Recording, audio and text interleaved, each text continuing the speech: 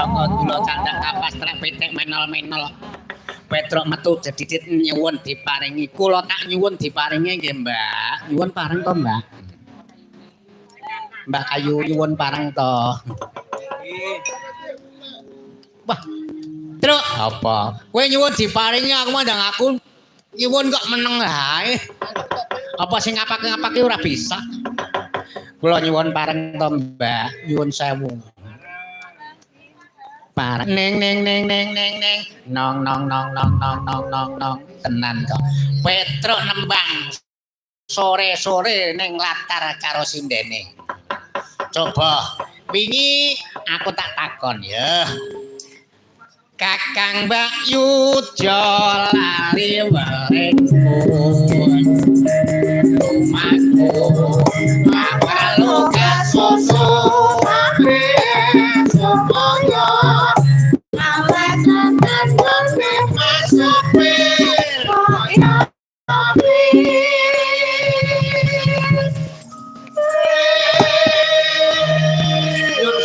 ngimotake prayi ingkang manggah wonten ing dusun Kebon Manis sak kiwa tengenipun monggo ewadene yang ngantos kendaraan kula aturi ingkang ngatos atos lah monggo menapa-napa kedadipun kumpliti lho monggo lanjut dados montor balik jengkel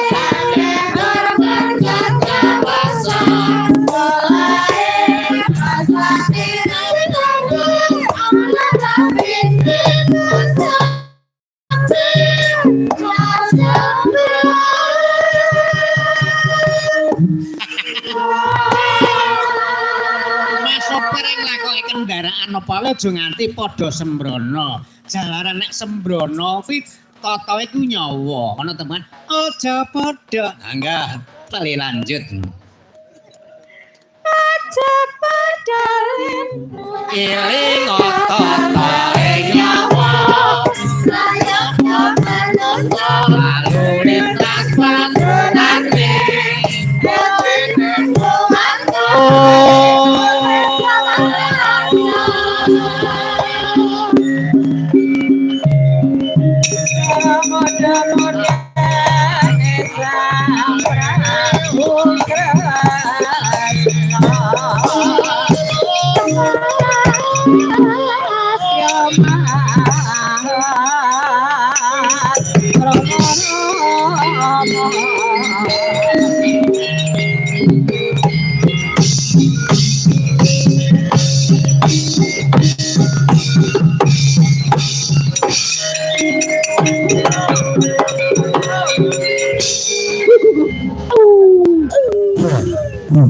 Ngono wae kok lali jane titik yo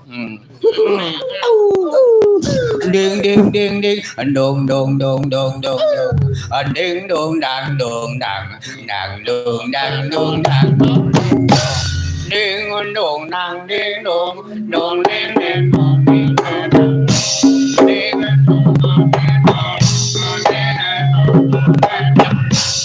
wah yo seneng aku tenan kok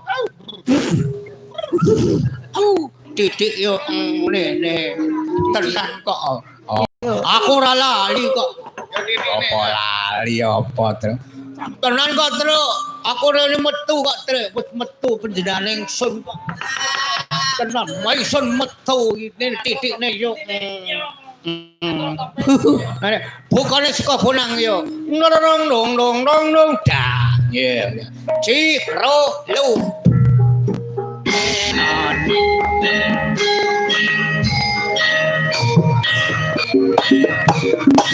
oh